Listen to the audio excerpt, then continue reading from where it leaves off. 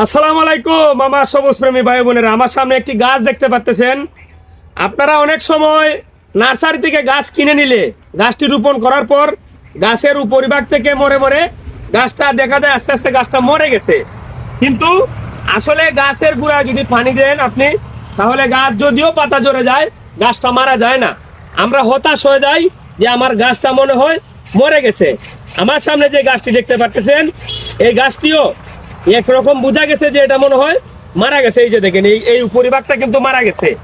এখন একটা জিনিস খেয়াল রাখতে হবে যে এই যে কুশিগুলা বের হয়েছে আপনার কাছে, যদি পরবর্তীতে কুশি বের হয়, এটা কি গ্রাফটিনের উপর থেকে বের হয়েছে কিনা।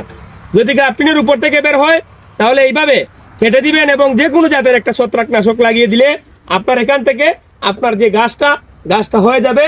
আর এই গ্রাফটিনের নিচে যে কুশি বের হয়েছে এটাকে অবশ্যই ভেঙে দিতে হবে। আমরা প্রত্যেকটা ভিডিওতে বলে থাকি, এটাকে ভেঙে দিবেন।